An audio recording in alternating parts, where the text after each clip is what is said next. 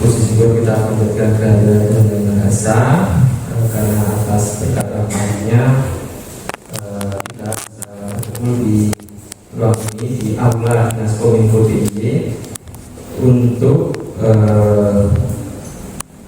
mengikuti kegiatan kuliah lapangan ini. Jadi ada permohonan dari kampus Universitas Widya Mataram Jakarta, Fakultas Ilmu Sosial dan Ilmu Politik, program studinya administrasi publik. Di sini sudah hadir Pak Sulis nih, selaku dosen pembina lapangan dasar. Dan di sebelahnya sudah ada Bu Erniati, SIP MH, selaku Ketua KIDDI. Saya sendiri Nugroho, kami selaku Sekretariat KIDDI. Mungkin untuk meningkat waktu langsung saja kita mulai kegiatan kuliah lapangan ini dengan topik peran Komisi Informasi Daerah DIY dalam meningkatkan keterbukaan informasi publik. Sebelumnya adalah kita berdoa dulu. Mohon maaf tadi kami belum sempat menyampaikan. Jadi untuk kelancaran kegiatan pada tugas yang sampai sore nanti kita berdoa bersama dulu. Berdoa bersama.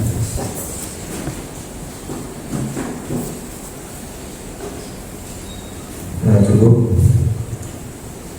Mungkin untuk mengawali kami persilakan kepada Pak Sulis selaku Ketua Rombongan dan ini dosen dari Universitas Widya Mataram untuk menyampaikan beberapa hal terkait maksud, tujuan dan serta harapan Universitas Widya Mataram berkunjung ke KIDDI. Monggo waktu dan tempat kami persilakan Pak Sulis.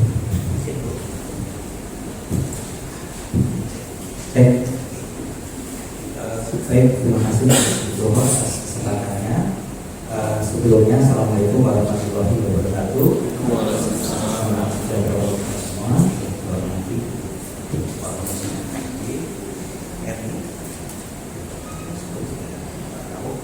Kemudian Bapak Ibu dari Sekretariat KIDDI, terima kasih juga sudah mempersiapkan dan menyambut kami. Mungkin sebelumnya saya mengucapkan banyak terima kasih atas penyambutan ya, kemudian penerimaan kami. Menurut saya cukup luar biasa. Jadi kami dari Prodi Administrasi Publik Universitas Widya Mataram, kampusnya nggak terlalu jauh dari sini Bu ya, Pasar Nasem.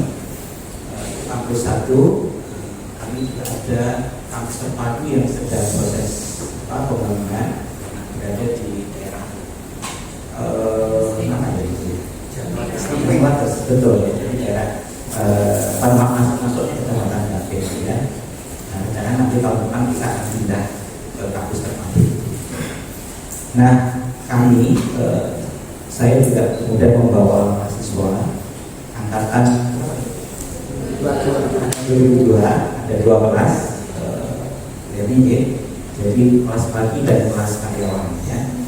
Nah, kelas pagi itu kelas yang reguler dan PSBB dari SMA kemudian masuk ke kuliah. Kemudian ada teman-teman mahasiswa kelas sore ya. Saya kira mayoritas atau kebanyakan adalah pegawai di lingkungan, ada yang dari Sleman, kota, atau dan seterusnya. Nah, kami ini secara khusus berada dalam mata kuliah pembangunan kelembagaan publik. Nah, dalam mata kuliah ini salah satu kajiannya adalah terkait dengan keberadaan lembaga struktural di Indonesia. Saya kira ada banyak sekali gitu ya. Nah, salah satu saya kira lembaga non struktural yang punya peran sangat penting ya, adalah Komisi Informasi ya, dari pusat sampai daerah. Saya kira punya peran yang sangat penting ya. Nah, saya kira mungkin di kesempatan ini kami ingin maksud awal ya, kemudian ingin lebih tahu lebih banyak terkait dengan tugas dan fungsi khususnya Komisi Informasi Daerah. Nah, saya kira cukup cukup pas juga forumnya, karena di sini seperti yang saya sampaikan tadi sebenarnya banyak faktor. Nah, ketika diskusi di kelas itu tidak terlalu mengenal barangkali ya Komisi Informasi, padahal sebenarnya Bapak Ibu untuk mahasiswa itu ya sebenarnya sangat dekat sekali ya dengan bahkan itu jadi stakeholder atau jadi aktor ya dalam keterbukaan informasi pagi ini. Nah, karena itu saya kira ini menjadi poin yang penting untuk kita belajar tentang keterbukaan informasi publik di TI khususnya. Ya, saya kira itu mungkin sambutan dari kami ya. Sekali lagi terima kasih atas sambutannya, kemudian yang share kepada kami terkait dengan peran dan fungsi Informasi Daerah, dan jika nanti hadirin kami ada kekurangan atau kesalahan, kami mohon maaf. Saya kira itu. Terima kasih. Assalamualaikum warahmatullahi wabarakatuh.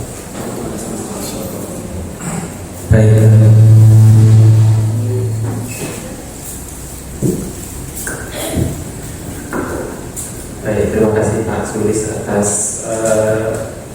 yang disampaikan di maksud tujuan adanya kuliah lapangan untuk. Untuk selanjutnya kami persilahkan Bu Erni untuk menyambut sekaligus nanti dilanjutkan paparannya itu terkait tugas, kewenangan, dan apa saja aktivitas yang menjadi concern ataupun hal-hal yang selama ini dilakukan oleh KID, DIY. Mungkin Bapak Ibu teman-teman belum banyak mengetahui lebih jauh, nanti akan disampaikan secara lengkap oleh Bu Ernianti. Monggo Bu Erni, kami silakan. Baik, teman-teman, Mas Ibu. Bismillahirrahmanirrahim. Assalamualaikum warahmatullahi wabarakatuh. Yang terhormat Pak Sulis selaku dosen pembimbing mampu untuk mata kuliah administrasi publik dan rekan-rekan dari rekan-rekan adik-adik dan rekan-rekan dari Universitas Widya Mataram, serta dari sekretariat ada Mas Nugi, Pak Agus, Pak Novia, ada Mbak Ani, kemudian ada Mas Fikri. Nah, mungkin Bapak Ibu semua bertanya-tanya gitu ya. Ini KID kok kantornya di Kominfo begitu ya. Nah, kebetulan kami ini merupakan lembaga mandiri yang memang dari regulasi mengamanatkan bahwa untuk memfasilitasi Komisi Informasi Daerah itu ada di Dinas Kominfo, sehingga kantor kami ada di lingkungan Kominfo. Nah, yang mau saya tanyakan sebelum ada di sini, nah, apakah sudah ada yang pernah mendengar atau kenal dengan KID? Belum deh. Kamu penyiaran? Sudah deh. Nah, ya nggak apa-apa, jujur aja, kami sudah terbiasa. Kalau emang nggak dikenal gitu, belum dikenal oleh masyarakat. Nah, mungkin sedikit agar nanti dari rekan-rekan Bapak Ibu semua, adik-adik punya sedikit gambaran. Nah, mungkin kita nonton dulu sekilas, ada film pendek gitu yang mana nanti menggambarkan sesuatu tentang KID. Mas Fikri minta tolong untuk diputar.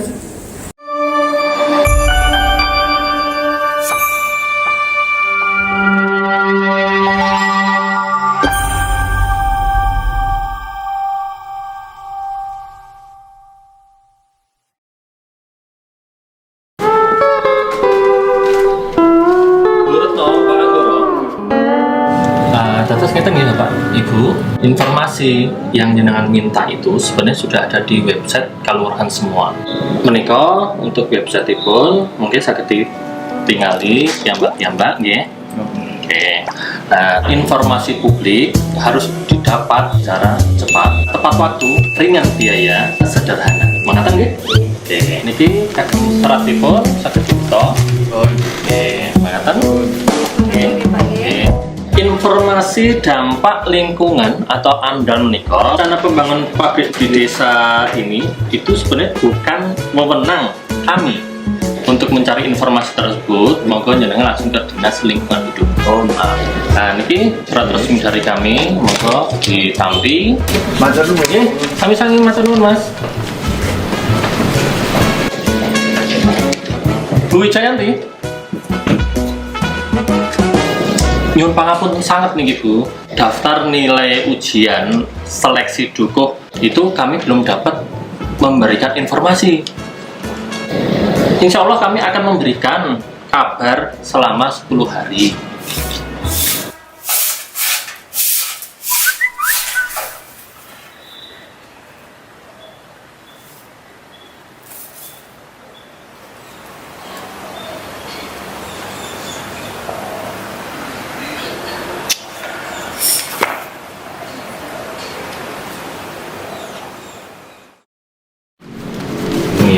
Setelah kami berembuk, keputusan daftar nilai hasil ujian seleksi dukuh menika itu tidak bisa diberikan. Informasi bersifat rahasia karena menyangkut data pribadi. Niki suratnya. Wah, ora beres iki. Pasti ada yang ditutup-tutupi. Masa nilai seleksi ujian dukuh kok rahasia? Apa mergo nilai ujian ponakane Pak Lurah lan mantune Bu Panewu sing diumumke lolos kae janjane jeblok. Yen pancen Mas Agus nilainya kalah dibanding karo calon liyane, aku terima Mas. Masalahe informasi seleksi ora terbuka. Informasi terbuka kuwi hak warga lho Mas, kudu dipileni. Loh. Mbelani hak warga apa mbelani bojone, Mbak? Iya, pancen aku bojone Mas Agus. Ning, aku ya warga kene, berhak tahu Mas. Pun ngeten mawon. Kalau Mbak Yanti sekiranya tidak puas, nah dapat menyampaikan keberatan tersebut kepada Pak Lurah. Menika suratipun monggo diisi terus saged diaturaken Pak Lurah. Nah, iki. Boyong. Menika tanggapanipun sekitar 30 hari kerja. Lo nilai rahasia.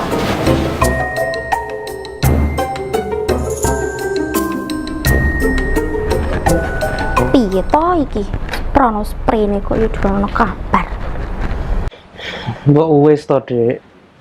Aku ya wis ikhlas kepepete seleksi dukuh ora lolos.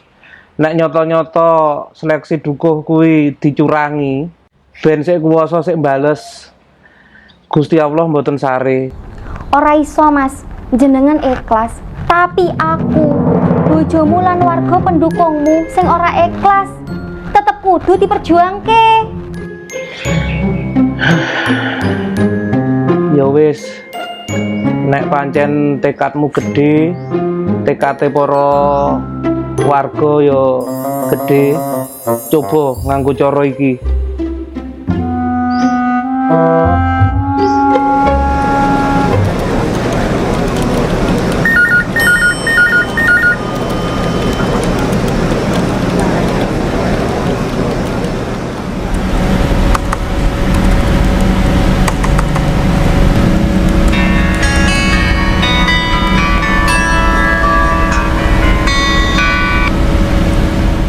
Kami dari Komisi Informasi Daerah Yogyakarta mengkonfirmasi apakah surat undangan sidang sengketa informasi sudah diterima, Bapak? Bu Yanti.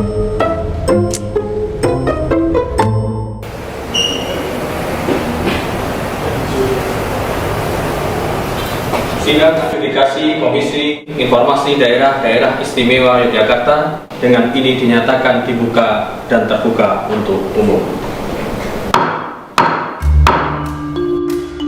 Permohonan penyelesaian sengketa informasi atas nama pemohon Wijayanti dinyatakan diterima.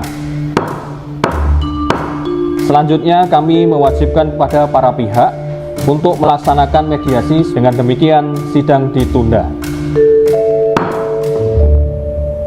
Selamat datang di proses tahapan mediasi yang dilakukan setelah sidang pertama tadi dilakukan dan keputusan sidang melanjutkan untuk proses mediasi. Gini loh Pak, sebenarnya saya tuh pengen tahu hasil nilai ujian seleksi pengisian jabatan di Ndoko saya. Lah kemarin saya minta datanya ke Pak Carek tapi nggak diberi, katanya rahasia. Hari gini kok main rahasia-rahasianan. Kalau nanti data tersebut disalahgunakan, siapa yang mau tanggung jawab, Pak? Data pribadi apa Mas? Nik apa liane? Saya nggak butuh data itu. Yang saya butuhkan nama dan nilai semua peserta seleksi. Loh, ya nggak bisa begitu toh, Mbak. Ya kudu iso no. Sabar. Kamu itu loh. Mediasi ini dinyatakan gagal.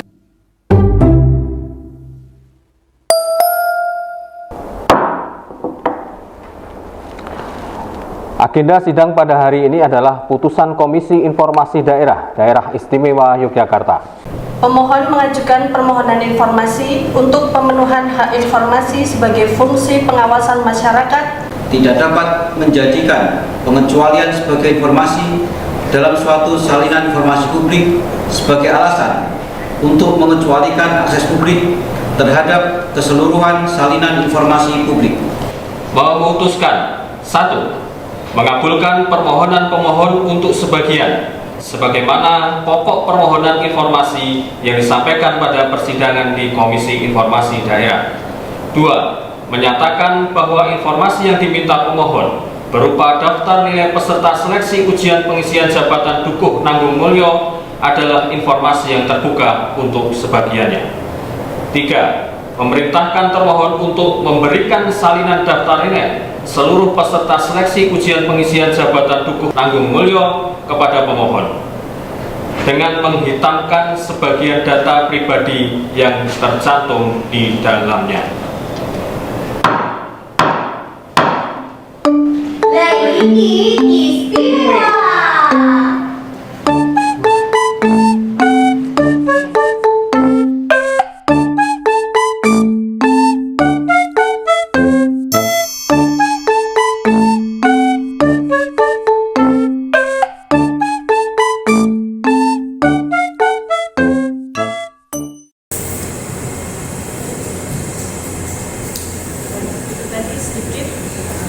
Sedikit tentang profil KID gitu ya, semoga bisa memberikan sedikit gambaran gitu terkait Komisi Informasi Daerah itu apa gitu. Jadi kami ini adalah Komisi Informasi, merupakan lembaga mandiri yang secara regulasi kami berpijak pada Undang-Undang Nomor 14 Tahun 2008 tentang keterbukaan informasi publik, yang mana memang secara teknis ada regulasi turunannya, itu namanya Peraturan Komisi Informasi gitu. Ada beberapa regulasi turunan secara teknis, itu ada Peraturan Komisi Informasi Nomor 1 Tahun 2013 tentang prosedur penyelesaian sengketa informasi, kemudian itu pedoman bagi badan publik maupun bagi masyarakat yang akan mengajukan sengketa ke Komisi Informasi menggunakan panduan itu. Kemudian ada Peraturan Komisi Informasi Nomor 1 Tahun 2021 tentang standar layanan informasi publik, itu digunakan oleh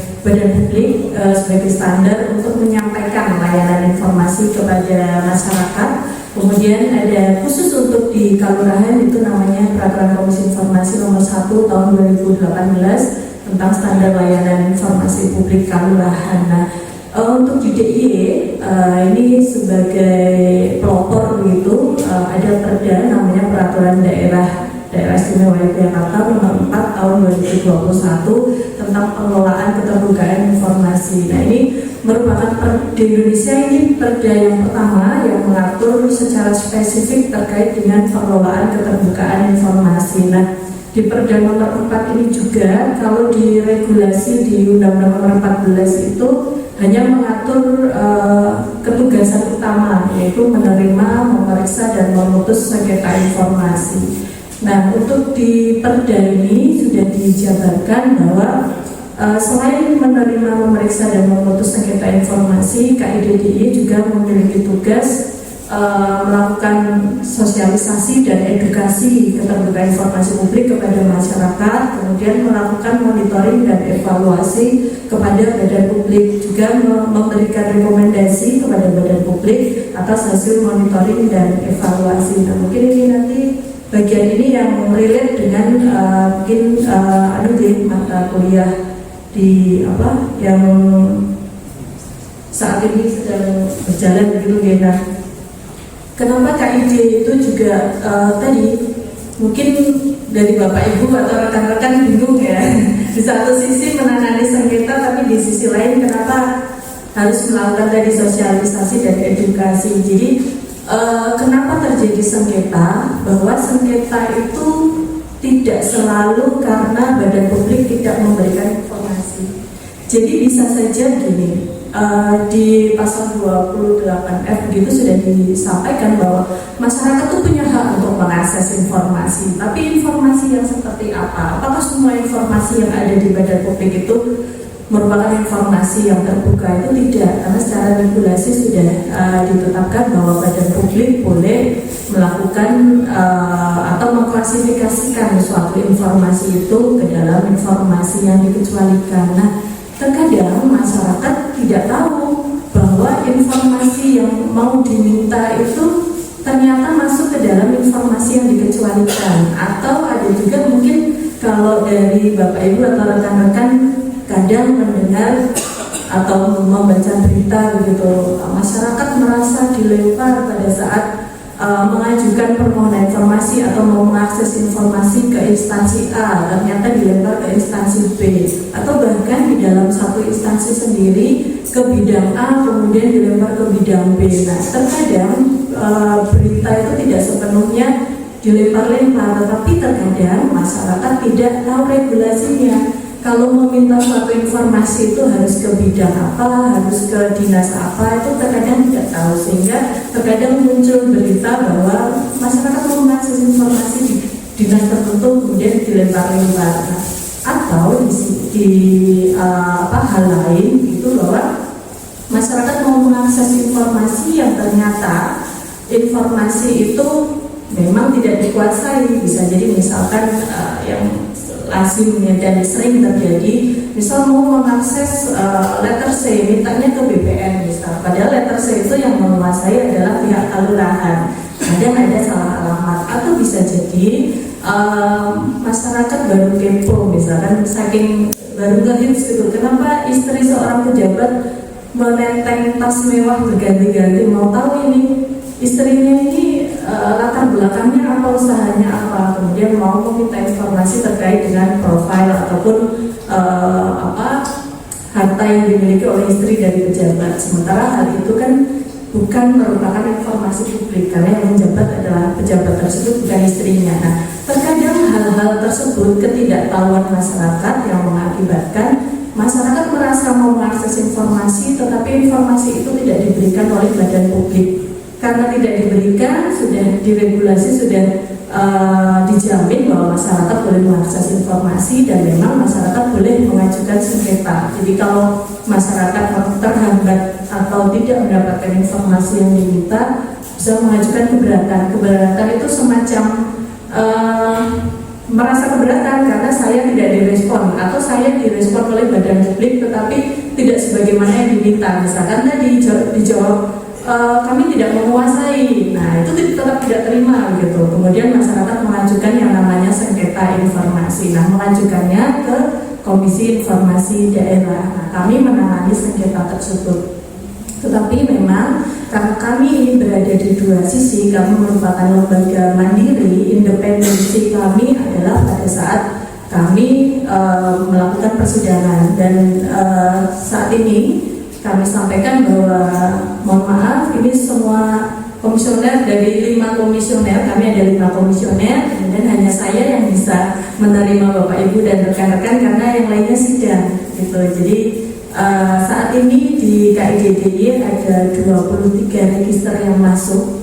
Sampai bulan ini sudah ada 23 register yang masuk dan saat ini 3 komisioner lainnya sedang menjadi majelis komisioner di persidangan Dan sebagai gambaran umum bahwa persidangan di Komisi Informasi ini hanya menyidangkan khusus untuk informasinya saja. Itu yang terkadang masyarakat juga masih confused, masih menganggap bahwa putusan Komisi Informasi ini juga nantinya melakukan eksekusi terkait objeknya, karena mayoritas sengketa yang masuk di KID-DIY itu adalah terkait dengan pertanahan. Bisa mau mengakses letter C, mau mengakses riwayat peralihan di BPN misalkan, kemudian terkait dengan sertifikat tanah itu, meskipun ada sengketa lain berupa pengadaan barang dan jasa, kemudian terkait dengan dana bos dan lainnya di pihak sekolah, itu masih beragam, tetapi yang mendominasi sengketa yang masuk di KID-DIY adalah terkait dengan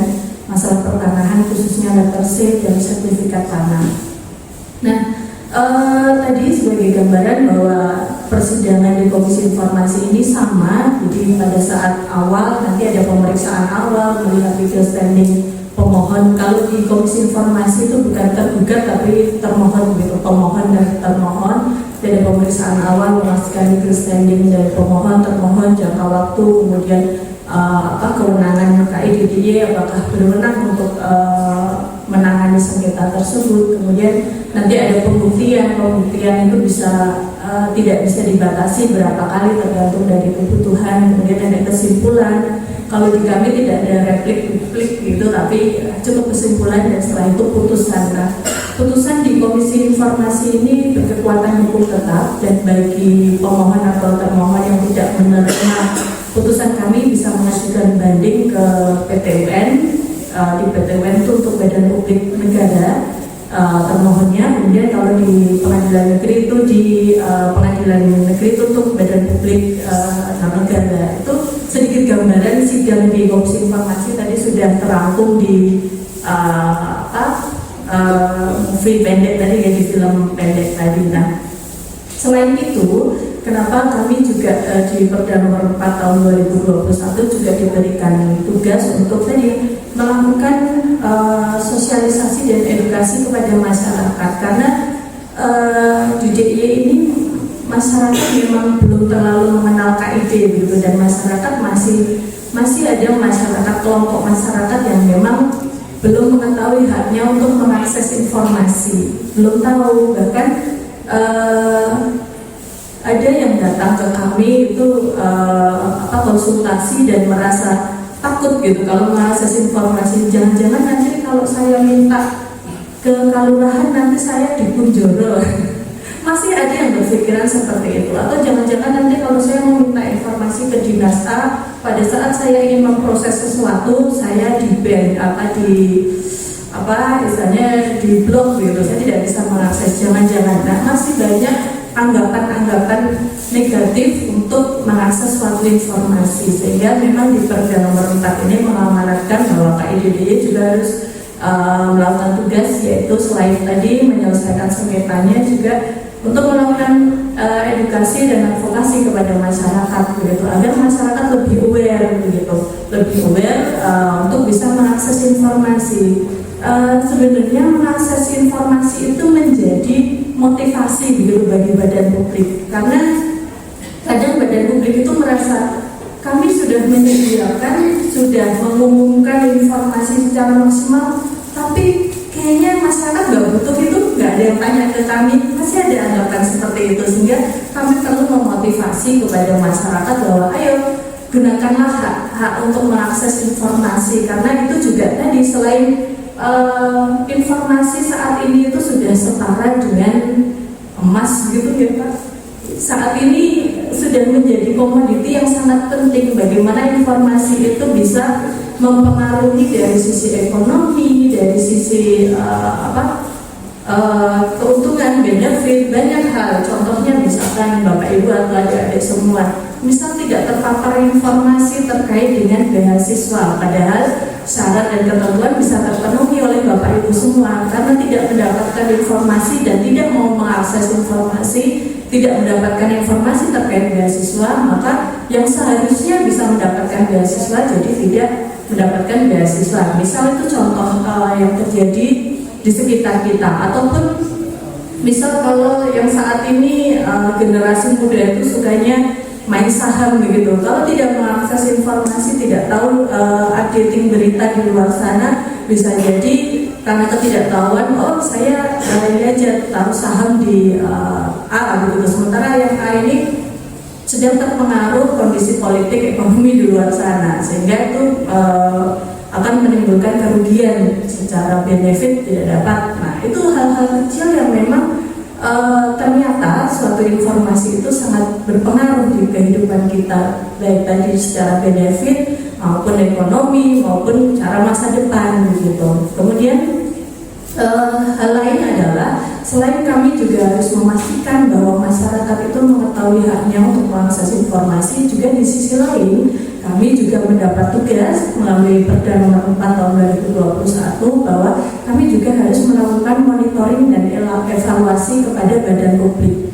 Nah, monitoring dan evaluasi ini tujuannya adalah untuk memastikan bahwa badan publik itu memberikan layanan informasi publik itu tidak hanya sesuai dengan keinginan atasan atau pimpinan badan publik, tapi memang memberikan layanan informasi publik yang sesuai dengan regulasi dan tentunya memberikan informasi yang memang sangat dibutuhkan oleh masyarakat begitu.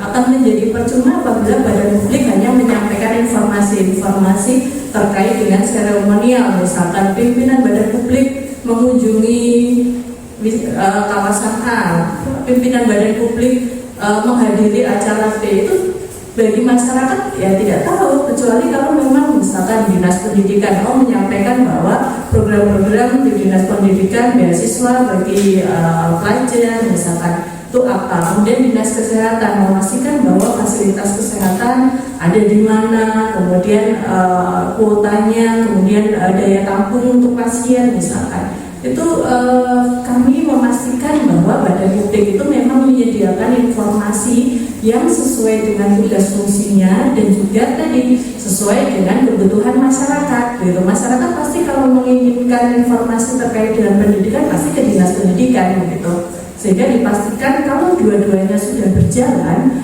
maka hak masyarakat untuk mengakses informasi terpenuhi, kewajiban bagi badan publik dalam melakukan layanan informasi itu juga dipenuhi, sehingga diharapkan tidak terjadi sengketa, karena sengketa itu memang sengketa itu tidak bisa dijadikan parameter misal sengketa sedikit, oh berarti badan publik sudah melakukan kewajibannya dengan baik, belum tentu. Bisa saja tidak ada sengketa karena masyarakat yang belum tahu haknya untuk mengakses informasi, atau masyarakat tidak peduli untuk mengakses informasi. Atau di sisi lain, misal sengketa banyak, apakah itu menandakan bahwa badan publik tidak menjalankan kewajibannya? Belum tentu, karena bisa saja tadi masyarakat yang memang belum tahu informasi-informasi apa saja yang memang menjadi haknya bagi masyarakat. Nah, sehingga dua hal tersebut yang kami harus balance antara memberikan edukasi, sosialisasi, dan advokasi kepada masyarakat, juga di sisi lain tidak henti-hentinya memastikan kepada badan publik bahwa kewajiban badan publik ini memang merupakan hak yang memang harus dipenuhi oleh badan publik, hak masyarakat yang memang sudah diatur oleh regulasi. Nah, itu nanti hasil MUNEF itu kami sampaikan, jadi di masing-masing kota kabupaten kami di akhir itu kami sampaikan dalam suatu acara gitu, dan itu dipublish hasilnya. Nah, untuk predikat di badan publik itu ada kalau yang paling jelek begitu itu tidak informatif, kemudian kurang informatif, cukup informatif, menuju informatif, dan informatif. Nah, ini label yang kami berikan kepada badan publik terkait dengan sampai di mana pelayanan informasi publik yang diberikan oleh badan publik tersebut. Nah, derajat tertinggi ini ada di informatif. Nah, itu capaian yang harus diraih oleh badan publik dalam membuktikan bahwa layanan informasi publik di suatu badan publik itu memang sudah bagus. Itu kalau sudah mencapai informatif maka itu sudah bagus. Nah, dalam acara penganugerahan atau pemberian label tersebut kami sampaikan, biasanya kami sampaikan di acara tersebut, dan setelahnya kami memberikan yang namanya rekomendasi. kepada badan publik rekomendasi untuk apa? Agar rekomendasi tersebut digunakan oleh badan publik untuk melakukan perbaikan mana-mana saja pelayanan informasi publik yang masih kurang, mana-mana saja pelayanan informasi publik yang memang belum maksimal. Nah, di situ kami juga setelah monitoring dan evaluasi selesai, kami lakukan muncul angka, muncul nilai, dan muncul label atau predikat bagi badan publik. Itu juga kami sampaikan kepada Bupati, Wali Kota, dan juga Bapak Gubernur begitu. Kami sampaikan harapannya apa, agar pimpinan daerah atau kepala daerah ini ikut mendorong mana-mana saja OPD, Kemantren atau Kapanewon sampai di tingkat kelurahan, mana-mana saja yang memang pelayanan informasi publiknya masih kurang. Nah, harapan kami dengan adanya penyampaian laporan tersebut bisa dibantu untuk mendorong mengaplikasikan rekomendasi yang telah kami berikan.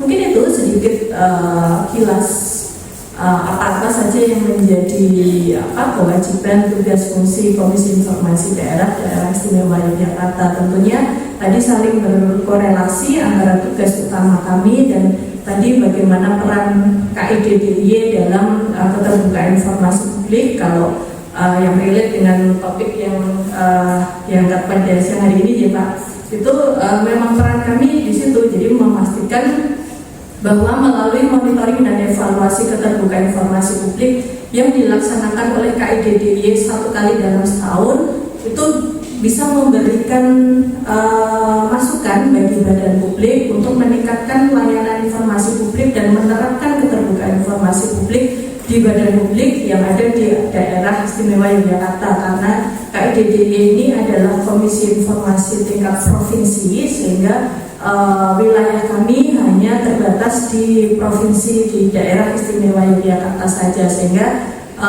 instansi-instansi yang berada di daerah istimewa Yogyakarta itu menjadi kewenangan kami untuk melakukan monitoring dan evaluasi, termasuk tadi mulai dari pendampingan, monitoring evaluasi, hingga kalau ada sengketa itu menjadi kewenangan kami untuk menangani sengketa yang terkait dengan badan publik yang ada di DIY.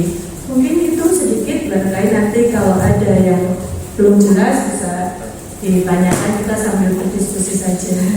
Jadi begitu Bapak.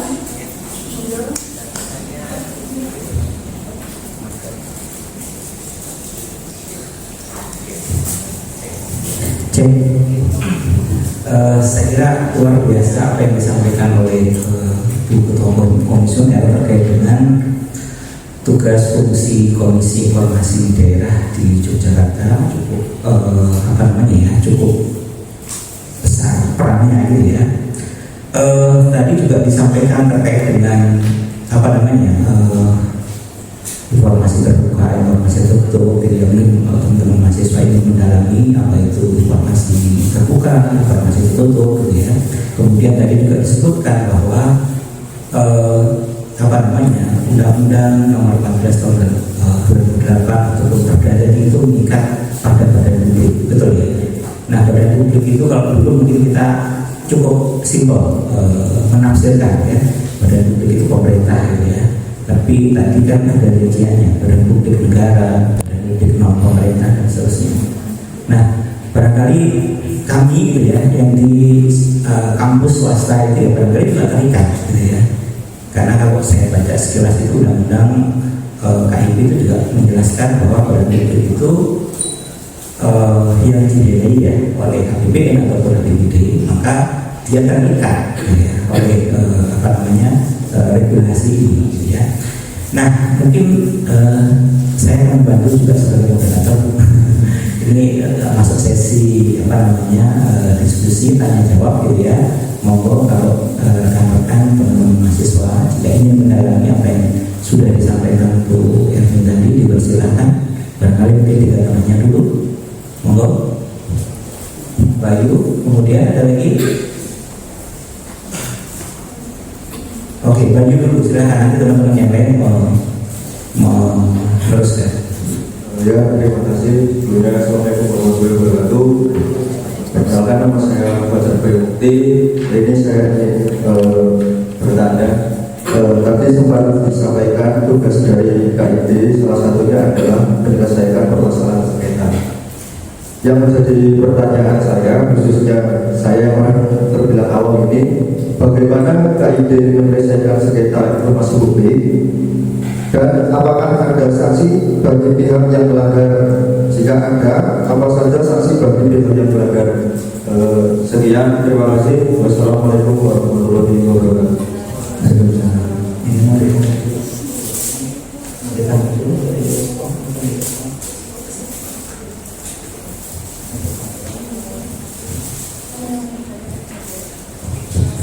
Barangkali mungkin kalau ada pertanyaan yang lain, Salsa, oke silakan Salsa, kita tampung dulu ya Bu, tidak penanya.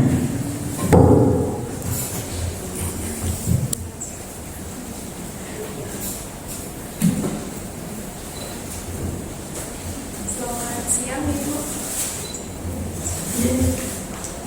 Perkenalkan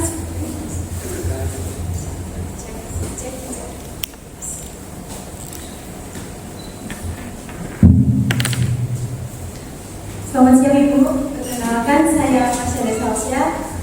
Izin bertanya mengenai monitoring dan evaluasi badan publik tersebut yang dilakukan oleh Dinas Komunikasi dan Informatika DIY, itu sudah sejauh mana melakukan monitoring tersebut, kemudian evaluasi dan monitoring tersebut dilakukan dalam hal atau kegiatan apa, atau mungkin dilakukan secara terbuka, semua masyarakat dapat melakukan, dapat hadir dalam kegiatan tersebut. Terima kasih. Oke, terima kasih Salsa atas pertanyaannya. Satu lagi barangkali saat dalam sesi ini, monggo Pak.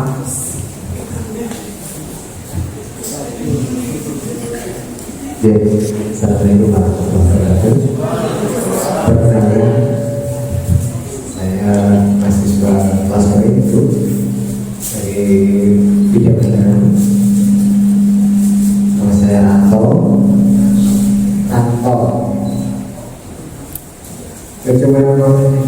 Selama KID berdiri sampai hari ini, pemikiran telah disampaikan tadi.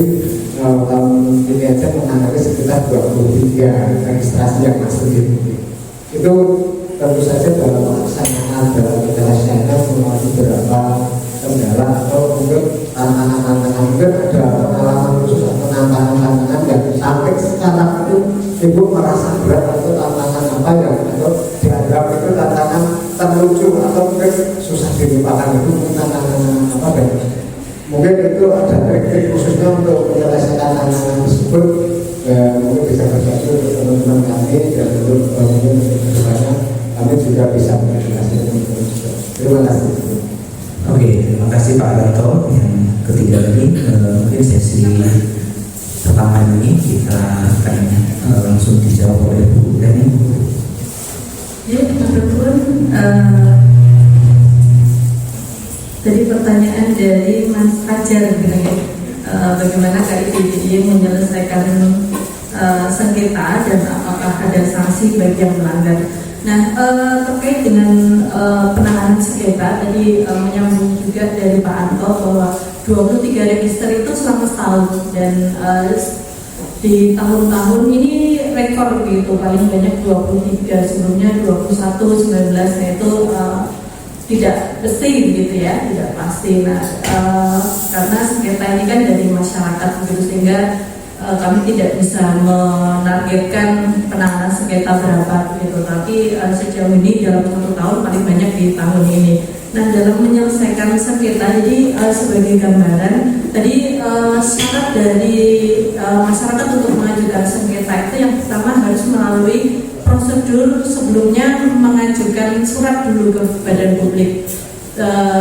Tidak bisa kemudian masyarakat langsung melapornya ke KID, karena masih ada masyarakat yang beranggapan KID itu adalah gudangnya informasi, jadi minta informasi cukup ke KID aja. Nah, itu masih ada juga masyarakat yang beranggapan bahwa kalau minta informasi ke KID. Nah, perlu kami sampaikan bahwa permohonan informasi itu harus ke badan publik masing-masing. Nah, badan publik yang dianggap badan publik diregulasi Undang-Undang Nomor 14 maupun Perda Nomor 4 itu syaratnya adalah memang lembaga ataupun badan yang memang melakukan penyelenggaraan negara ataupun dari sisi anggaran itu menerima APBN, APBD, kemudian sumbangan masyarakat atau sumbangan dari luar negeri. Selama bisa menerima keempat unsur tadi, maka itu masuk ke badan publik. Nah, terkadang masyarakat itu masih ada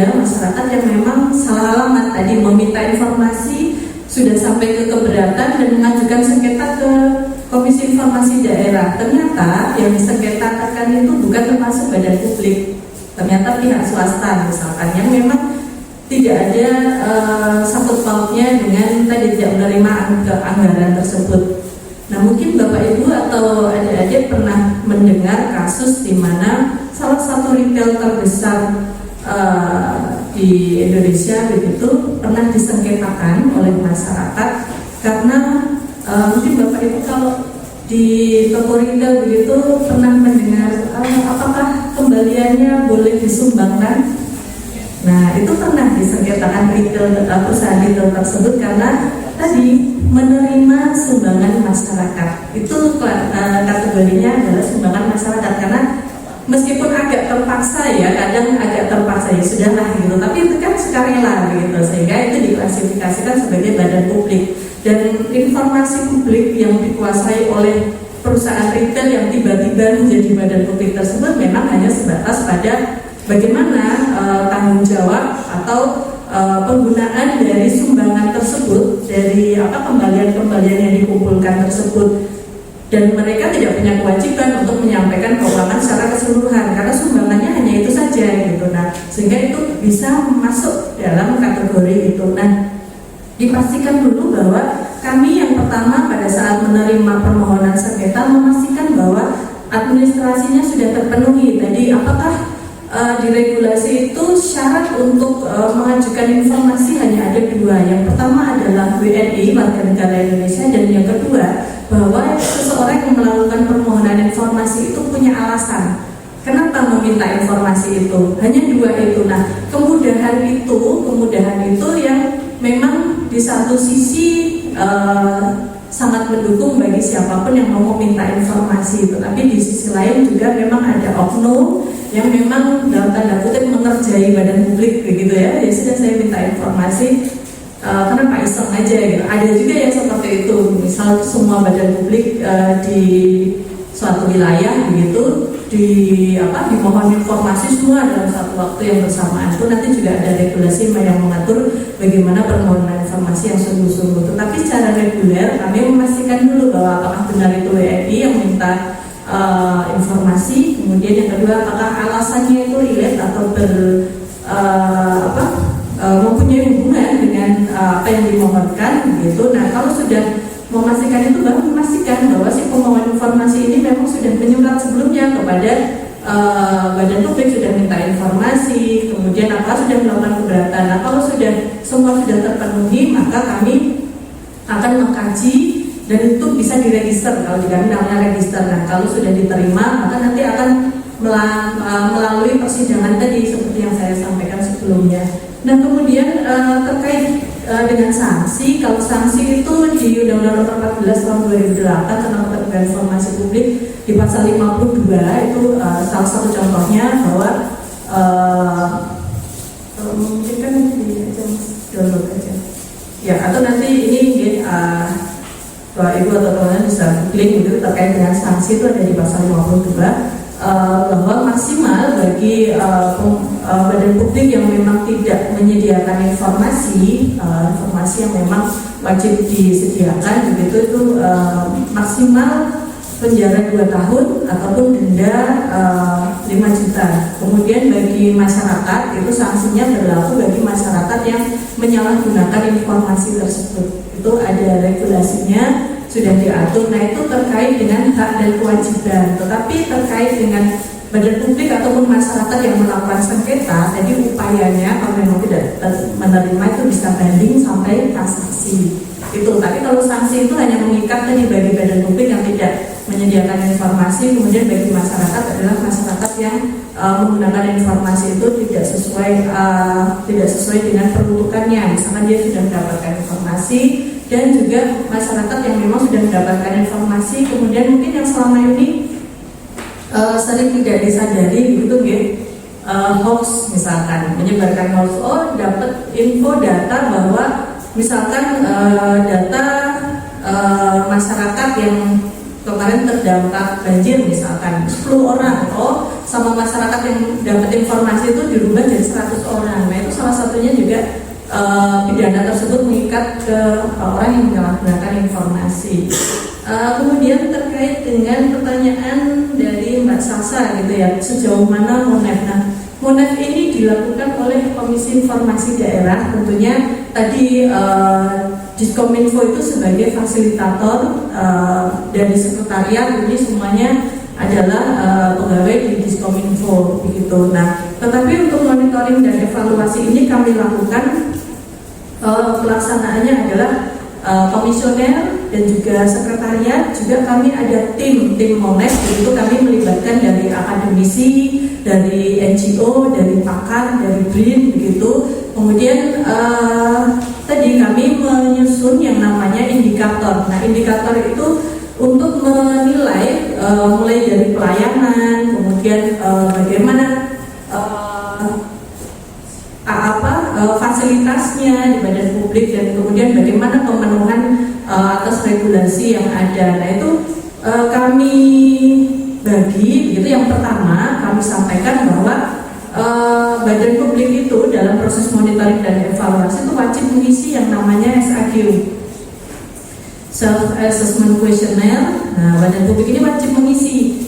Isiannya, pertanyaannya itu misalkan dalam pelayanan informasi apakah badan publik sudah menyediakan form bagi masyarakat, form online misalkan, jadi masyarakat tidak perlu repot harus datang ke suatu instansi misalkan. Itu mereka mengisi isiannya itu juga dengan data dukung, jadi tidak hanya diklaim saja tetapi harus memberikan bukti bahwa memang benar mereka melakukan apa yang sudah disampaikan tersebut.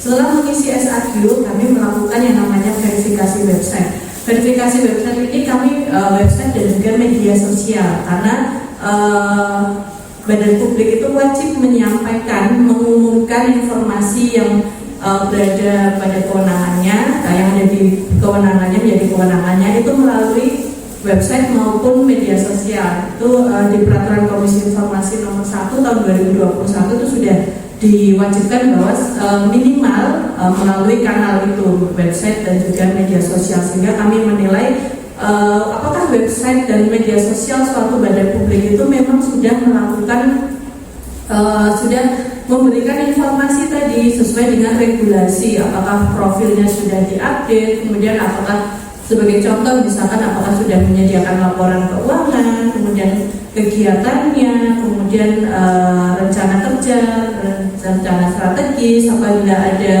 regulasi kebijakan gitu apakah sudah ditampilkan gitu, sehingga masyarakat tahu badan publik tersebut melakukan apa saja gitu.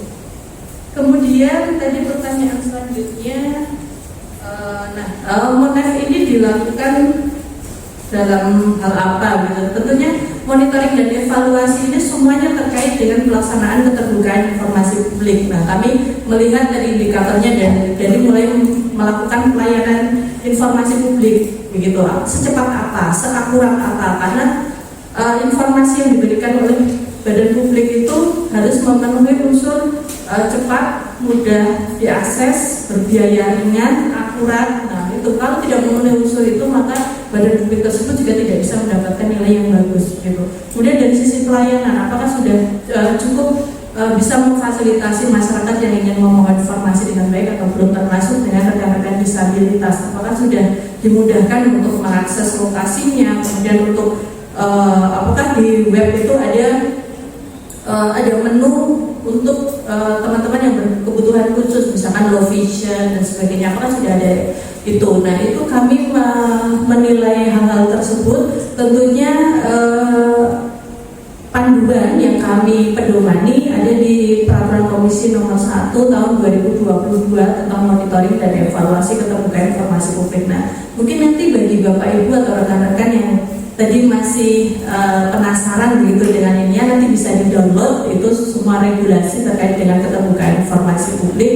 Itu masing-masing mengatur tadi kalau MUNEF ya tentang MUNEF, itu semua panduannya ada di situ. Nah, untuk peserta SAQ itu hanya badan publik yang ada di wilayah daerah istimewa Yogyakarta dan tentunya yang menjadi kewenangan kami, karena di Perki 1 tahun 2022 sudah dijelaskan untuk misal partai politik itu kan menjadi kewenangan pusat misalkan, tapi kalaupun partai politik itu memang bersedia di MUNEF kami juga itu tidak masalah, tetapi secara kewajiban yang memang diatur regulasi itu hanya mulai dari BUMD, kemudian pemerintah kabupaten kota, kemudian kelurahan, kapanewon, pemantren, kemudian OPD, gitu, OPD baik di pemerintah kabupaten kota ataupun Pemprov DIY. Itu beberapa badan publik yang menjadi kewenangan kami dan menjadi peserta MUNEF. Kemudian terkait dengan tantangan pada saat sidang sengketa gitu guys, memang syarat untuk mengajukan sengketa tadi ya itu sama, yang penting WNI dan juga punya alasan dan sudah mengikuti prosedur dari mulai meminta informasi sampai keberatan. Dan kalaupun ada badan hukum itu juga bisa. Dan kuasa itu berbeda dengan persidangan secara umum. Kalau di kami kuasa itu cukup kuasa saja seseorang yang diberikan kuasa, tidak harus kuasa hukum, sehingga terkadang kuasa pun juga tidak awam terhadap proses persidangan, sehingga terkadang ya itu kami sudah sampaikan persidangan agendanya apa, terkadang tidak menyiapkan, itu ya masih kami maklumi begitu, karena memang belum semua masyarakat mengetahui terkait dengan komisi informasi, apalagi kalau bersengketa gitu. Dan juga terkait dengan badan publik gitu, terkadang badan publik juga masih belum mempersiapkan dengan baik begitu. Misalkan sudah di persidangan sebelumnya kami sampaikan besok menyiapkan bukti gitu, pada saat persidangan selanjutnya tidak membawa bukti. Nah, itu hal-hal seperti itu yang masih sering terjadi, karena memang ya belum semua masyarakat maupun badan publik itu aware ataupun mempersiapkan diri dengan sengketa, apalagi badan publik begitu. Badan publik kan harapannya karena merasa layanan informasi yang diberikan sudah optimal, kadang itu sudah pede dan kami tidak mungkin disengketakan. Kemudian pada saat disengketakan itu tidak mempersiapkan dan tidak notice, tidak memperhatikan tata kala proses persidangan sendiri. Itu terkadang waktu persidangan untuk di Komisi Informasi Daerah itu dibatasi. Kami dalam menangani sengketa itu maksimal 100 hari kerja untuk setiap satu register kami, sehingga terkadang yang kami harus straight juga terkait dengan jadwal sidang. Sementara kalau dengan register yang banyak, dalam satu hari kami bisa arrange jadwal sidang itu 2-3 kali sidang, itu agar harapannya itu masyarakat juga tidak perlu, masyarakat maupun badan publik itu tidak perlu berlama-lama bertele-tele untuk melakukan sidang di Komisi Informasi begitu. Tapi sejauh ini hal-hal seperti itu yang masih bisa kami handle gitu, karena memang dinamikanya seperti itu. Jadi karena tidak, itu belum semua masyarakat tuh tahu, dan memang secara regulasi tidak disyaratkan bahwa harus kalaupun didampingi harus kuasa hukum, tapi cukup kuasa, sehingga kami cukup memaklumi kalau memang ada hambatan-hambatan dari sisi ketidaktahuan masyarakat. Mungkin itu sedikit dari saya. Teman-teman, saya kira betul sekali penjelasan dari Bu Irni ya. Mungkin sedikit menyambung tadi pertanyaan dari Pak Menko terkait dengan tantangan tadi tantangan mungkin lebih ke teknis ya. Tetapi kami memang melihat bahwa memang implementasi undang-undang KIP ini memang tidak mudah gitu ya, karena keterbukaan itu kan sensitif. Nah, kira-kira tantangan terbesar itu dalam menegakkan keterbukaan informasi publik di ini kira-kira tantangannya apa? Baik, matur Pak Sulis. Jadi tantangan kalau dari sisi masyarakat memang tadi banyak masyarakat yang masa bodoh gitu, belum aware dengan haknya, sehingga itu tadi karena berkorelasi gitu guys, semakin banyak permohonan informasi yang dilakukan oleh masyarakat tuh sedikit banyak itu memberikan dorongan atau menjadi pemacu semangat bagi badan publik. Oh ternyata layanan saya kurang di sini. Nyatanya masih ada masyarakat yang tanya, berarti kami belum lengkap ini menyampaikan informasinya. Kemudian di sisi badan publik memang komitmen pimpinan badan publik itu sangat penting, karena kalau pimpinan itu sudah aware bahwa keterbukaan informasi publik itu bukan hanya karena doyak-doyak KID, bukan hanya karena nanti dinilai jelek sama KID, tetapi lebih kepada kewajiban yang memang harus dipenuhi untuk memenuhi haknya masyarakat. Itu yang terkadang masih sulit begitu, karena masih ada kami jumpai bahwa temuan kami dari hasil monitoring itu bahwa masih ada segelintir pimpinan badan publik itu yang menganggap bahwa semakin banyak kami memproduksi video, semakin banyak kami memproduksi mempublish aktivitas kami sudah terbuka. Nah, masih ada anggapan seperti itu, padahal memang keterbukaan informasi publik itu tidak hanya sebatas seberapa banyak video yang dihasilkan, seberapa banyak publikasi yang dilakukan, tetapi lebih kepada seberapa berkualitas informasi itu diberikan kepada masyarakat, seberapa bermanfaat informasi itu dirasakan oleh masyarakat. Lebih ke situ, itu yang komitmen yang memang masih rendah juga. Tadi terkait dengan perbedaan persepsi dari pimpinan badan publik yang memang belum mengetahui regulasi, yang menganggap bahwa itu yang penting kami sudah menginformasikan apapun. Nah, padahal apapun itu belum tentu bisa mewakili apa standar minimal yang memang disyaratkan di regulasi yang ada gitu. Dan itu memang butuh dorongan dari banyak pihak, tentunya dari masyarakat. Semakin masyarakat aware, badan publik itu juga pasti semakin terdorong untuk melakukan layanan informasi publik yang semakin berkualitas.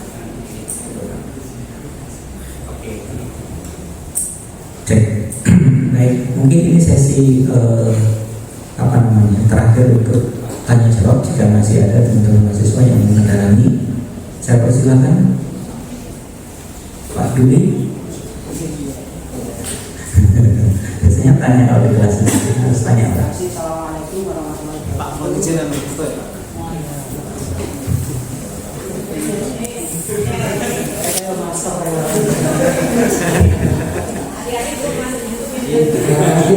Assalamualaikum warahmatullahi wabarakatuh. Nama saya Budianto. Tadi saya tertarik dengan angka register yang masuk tahun ini sampai 23 gitu. Berarti kalau anggapan saya semakin banyak yang tanya ke KIP, artinya indeks keterbukaan publik di badan publik itu semakin buruk, karena banyak yang tanya ke KIP.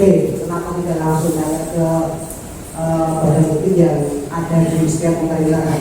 Nah, ini artinya tadi kualitas keterbukaan informasi badan publik itu semakin kurang bagus. Nah, maksud saya bagaimana strategi dari KIP itu untuk mendorong keterbukaan informasi publik di badan publik itu sendiri? Apakah dari KIP ini bisa mengintervensi dari badan publik tersebut atau bagaimana? Terima kasih. Assalamualaikum warahmatullahi wabarakatuh. Oke, sebelum direspon ada satu lagi penanya barangkali. Oke, monggo silakan. Kayaknya harus foto juga nggak Pak? Harus foto biar imbang.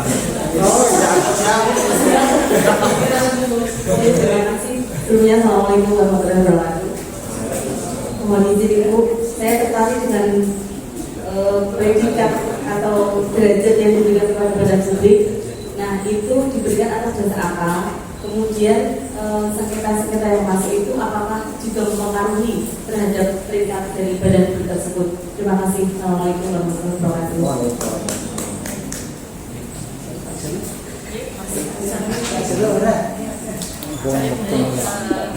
Saja ya. Jadi seperti yang saya sampaikan sebelumnya bahwa memang sengketa itu tidak selalu menggambarkan kualitas dari layanan informasi publik di suatu badan publik. Dari sengketa bisa saja karena memang perbedaan pemahaman. Mungkin bagi masyarakat menganggap bahwa itu informasi yang memang harusnya dibuka kepada masyarakat, tapi ternyata badan publik mengklasifikasikan informasi tersebut ke dalam informasi yang dikecualikan. Itu satu. Atau memang kedua, ada kesalahpahaman antara badan publik dengan pemohon informasi. Misalkan pemohon informasi ini mintanya A, tetapi oleh badan publik dijawab B, sehingga ketidaksinkronan itu dan tidak dikomunikasikan dengan baik, sehingga masuk ke ranah sengketa di KIDDI. Nah, akhirnya masuk ke sengketa. Nah, jadi itu memang tidak bisa menggambarkan secara utuh bahwa semakin banyak sengketa ternyata kualitas badan publik itu semakin tidak baik itu.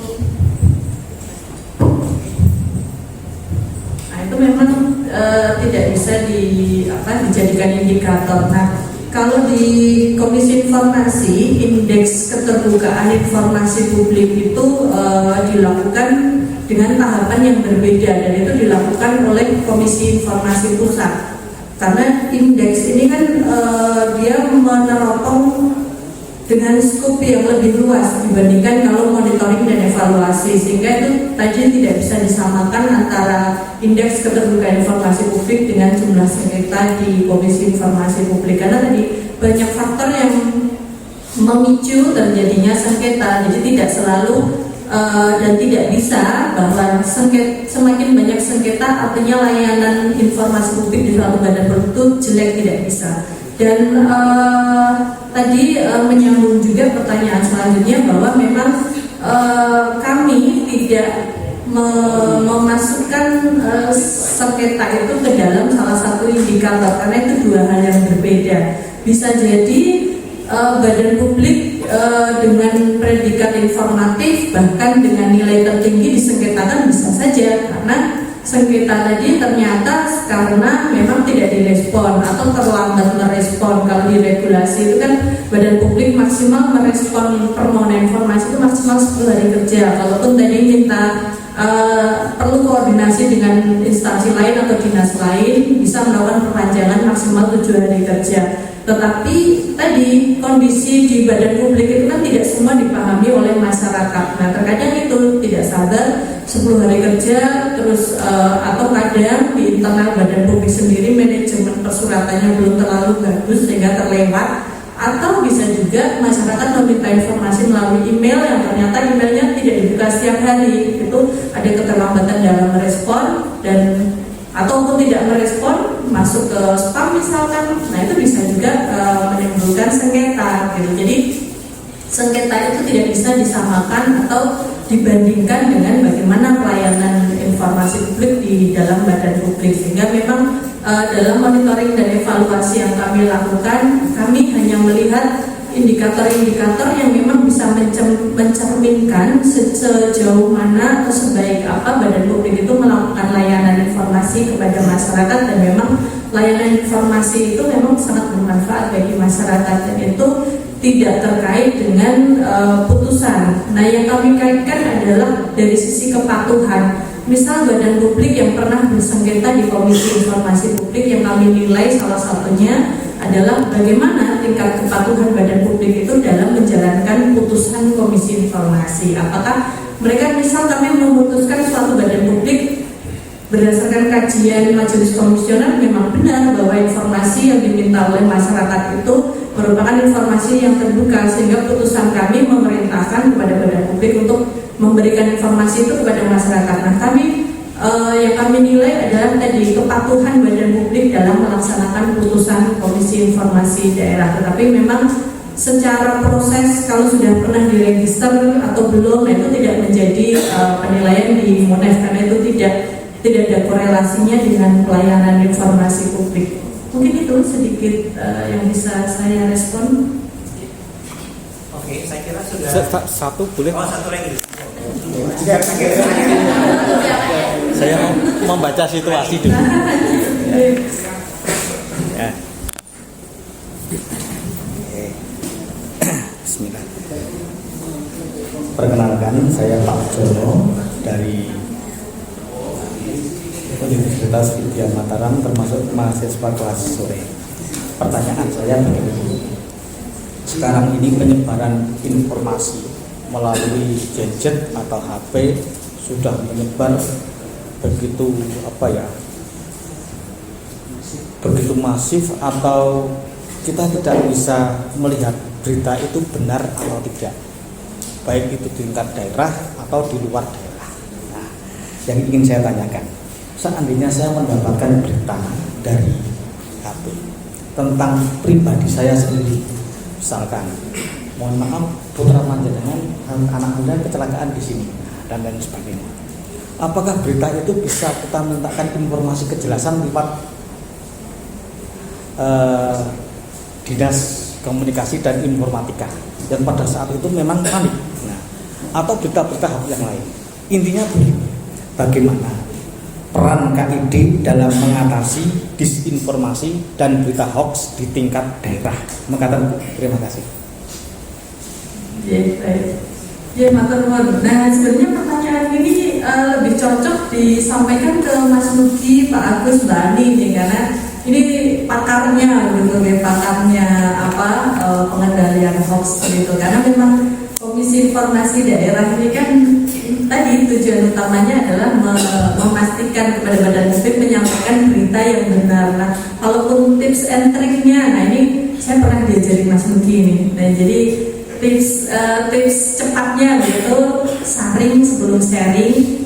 Jadi disaring dulu informasinya sebelum sharing. Biasanya kan sekarang hobinya ibu-ibu itu terkadang ya, bukan terkadang udah jamak gitu, udah ibu pasti kalau ada info saya harus paling duluan ini menyebarkan. Nah, yang harus dipastikan bahwa disaring dulu sebelum disaring sebelum disebarkan. Pastikan bahwa itu tadi dari siapa, misalkan mengatasnamakan saya kepolisian, dari pihak kepolisian, misalnya dari pihak rumah sakit, pastikan dulu informasi tersebut, konfirmasi dulu ke sumbernya. Itu satu. Kemudian yang kedua, sabar sebelum sebar. Jadi sabar dulu, jangan buru-buru gitu, sabar sebelum sebar. Nah, nanti kalau untuk bagaimana tips and triknya selain dua itu, nah nanti bisa langsung ke Mas Nugi, Pak. Itu bidangnya Mas Nugi, soalnya ada di Kominfo, anti hoax segala macam itu ada di Kominfo. Mungkin karena beliau pakarnya, nanti Mas Nugi yang bisa menjawab pertanyaan itu gitu. Monggo Mas Nugi.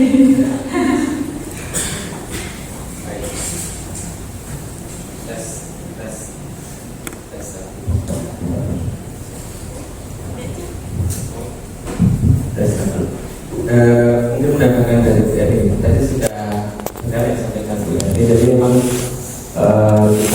masyarakat yang sekarang ini dipenuhi dengan tsunami informasi, kita harus meningkatkan diri untuk meliterasi diri. Bagaimana kita itu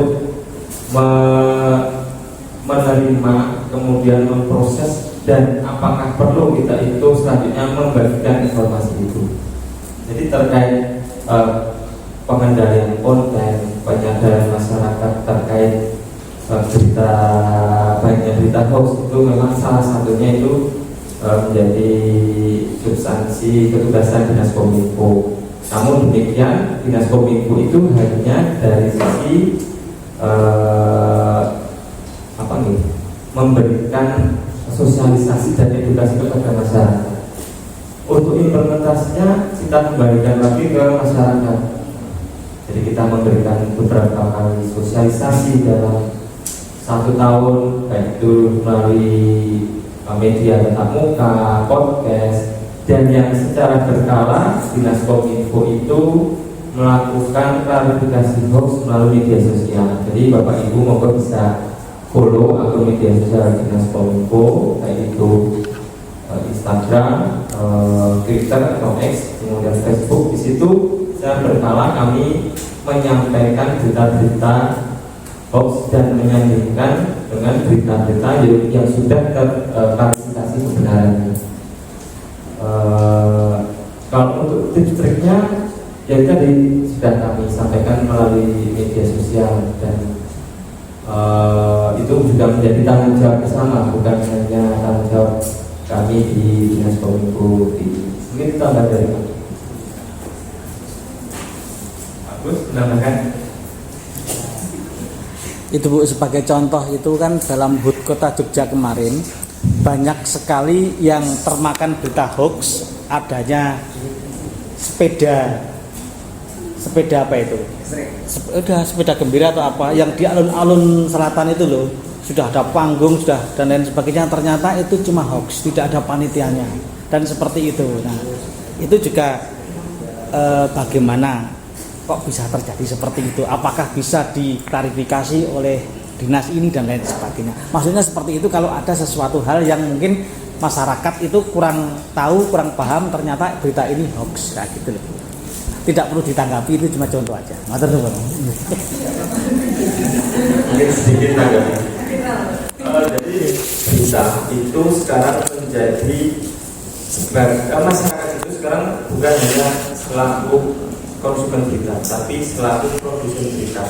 Nah, itulah yang akhirnya pihak-pihak terkait yang berwenang itu susah mengendalikannya. Nah, hal-hal yang bersumber dari masyarakat tentu saja tidak mungkin kita pantau satu persatu. Sebenarnya tadi contoh, tiba-tiba kok ada berita penipuan gitu, ada sepeda gembira, tapi akhirnya tidak gembira ya karena diakusi dari panitianya. Nah, itu kan bersumber dari masyarakat, bukan dari instansi yang berwenang. Artinya kami kadang di kelemahan kami itu akan mengetahui hal-hal tersebut ketika itu sudah viral seperti itu. Artinya kami memang ada keterbatasan sumber daya untuk memantau setiap informasi yang ada, karena memang tadi itu kembali lagi informasi itu, berita itu bersumber dari masyarakat. Dulu ada citizen jurnalisme juga, itu juga hal-hal yang membebaskan masyarakat itu untuk membuat kanal-kanal pribadi menjadi konten kreator, influencer yang seharusnya memiliki kode etik jurnalisme yang memiliki batas-batas norma, tapi untuk beberapa pihak masyarakat itu tidak memiliki pengetahuan terkait hal tersebut. Jadi itu hal yang perlu kita awas bersama ketika ada masyarakat yang sekiranya menyebarkan berita-berita hoax, segera saja nanti mengadukan ke kanal-kanal aduan resmi pemerintah, misalnya bisa di e-lapor DI ataupun SP4 e-lapor, agar bisa ditindaklanjuti oleh pihak-pihak yang berwenang. Mungkin itu tambah tadi. Mungkin ada lagi pertanyaan dari Bapak Ibu? Oh, penutup sedang ya. Semoga Pak.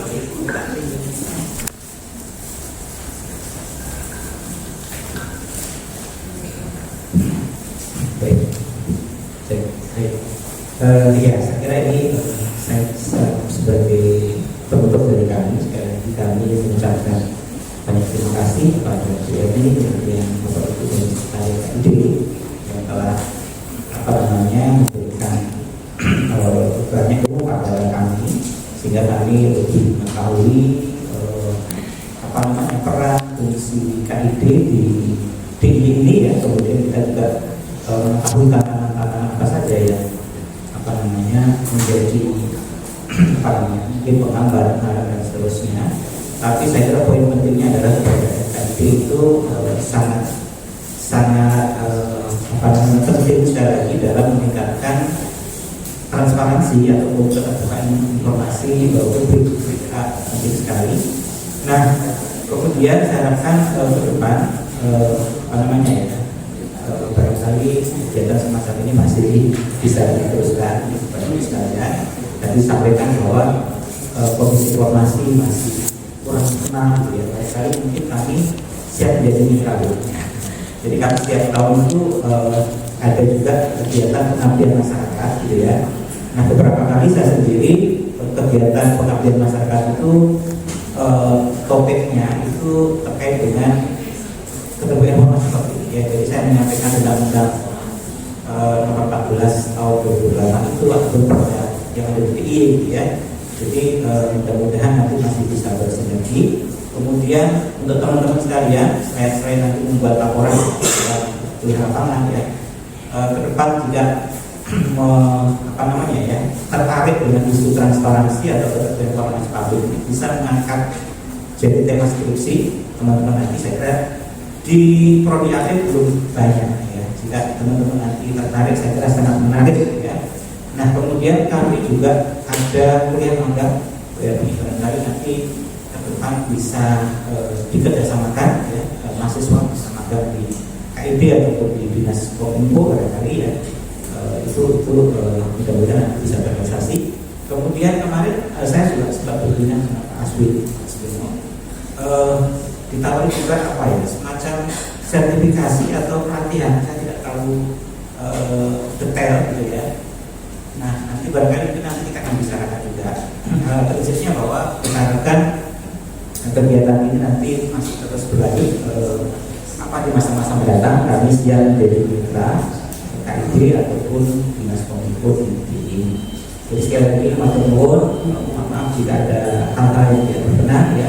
Di akhir tahun ini kami merebutkan beberapa sekalian ya, Pak Anies tadi ya, kemarin saya maaf saya berkenan sekali. Demikian, terima kasih. Kembalikan ke Mas Udi. Baik, terima kasih Pak Sulis. Harapannya tadi sama dari kami, terima kasih banyak atas kunjungan dari Bapak Ibu adik-adik dari Universitas Widya Mataram. Harapannya apa yang kami sampaikan nanti bisa bermanfaat dan kedepannya bisa menjadi ide begitu ya untuk penulisan atau penelitian, sehingga nanti juga bisa membantu informasi daerah untuk membudayakan keterbukaan informasi publik di daerah istimewa Yogyakarta ini. Dan kami juga mohon maaf apabila dalam penyampaian ada hal yang kurang berkenan, dan semoga kalaupun ada manfaatnya ya, semoga ini bisa diambil hikmahnya dan bisa bermanfaat untuk kita semua.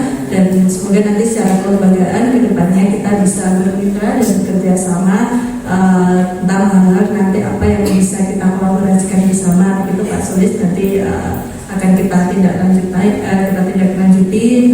Nanti program-program seperti ini bisa terus berjalan setiap tahunnya. Mungkin itu, dan nanti kalau mau pulang kami ucapkan syukur kondur dan terima kasih banyak. Semoga pulang dari sini membawa hal baik begitu bagi kita semua. Baik, cukup sekian. Wassalamualaikum warahmatullahi wabarakatuh. Saya kembalikan Mas Udi. Terima kasih Bapak Sulis Sarjanto SIPMSI Pak, selaku Kaprodi Administrasi Publik di Universitas Widya Mataram, kemudian Bu Erni HRD SIP MH yang tadi sudah memberikan kuliah juga terkait kehidupan informasi publik. Jadi ke depan nanti tidak ada yang minta informasi ke KID. Artinya informasi umum ya, kalau informasi terkait KID nggak apa-apa, karena banyak masyarakat itu yang masih bingung mau nyari informasi itu ke KID. Tahunya KID itu gudangnya informasi. Baik yang memiliki informasi itu siapa? PPID. Jadi nanti mohon dipelajari juga itu apa itu PPID, apa itu KID. Baik, terima kasih atas pertemuan yang cukup mengupdate informasi. Semoga menjadi insight Bapak Ibu rekan-rekan, termasuk Bapak Agus dan Bu Ani dari Sekretariat KID dan Bidang IKP telah menemani juga. Akhirnya kita tutup acara kita pada sore hari ini. Nanti pada akhirnya akan ditutup dengan foto bersama, dan sebelumnya ada penyerahan cenderamata dulu, baik dari UIN maupun dari KID nanti juga akan menyampaikan buku. Meskipun sedikit nanti bisa dibaca bersama gitu. Baik, kami akhiri. Mohon maaf kurang lebihnya. Wassalamualaikum warahmatullahi wabarakatuh. Monggo, Mas, dokumentasi.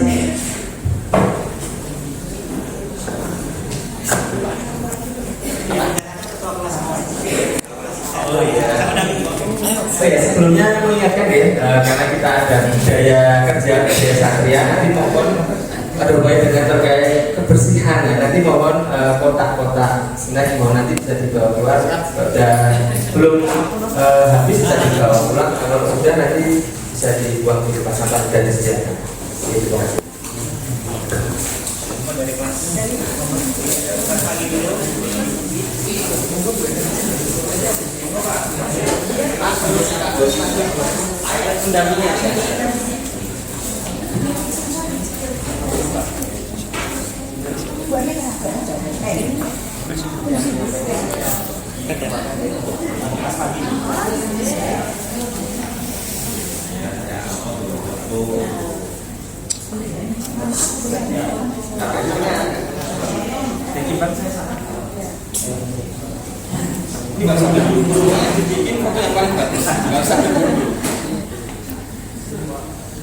Satu, dua, tiga, lagi.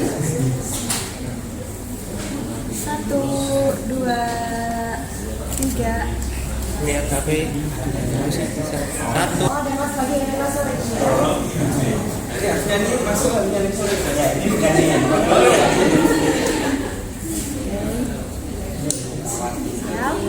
Satu, dua, tiga.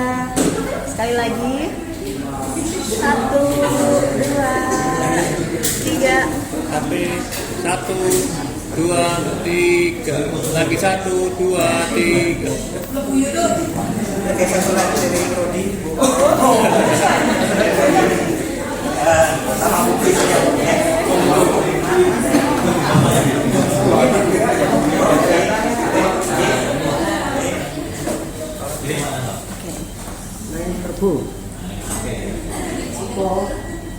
Satu, dua, tiga. Sekali lagi.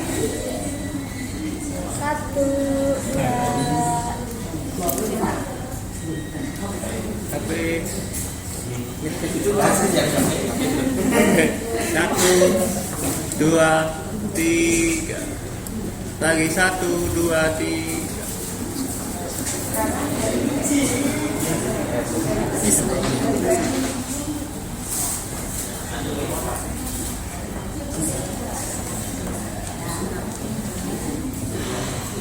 Dua kali ya. Satu, dua, tiga. Satu, dua, tiga.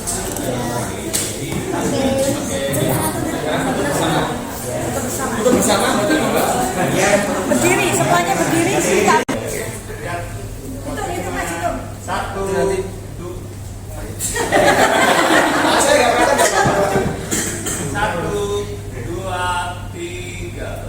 Salam keterbukaan. Yang kayak gimana? Gembok Lagi 1, jangan menutup kata, jangan menutup aja. 1, 2, 3. Oke. Salam keterbukaan.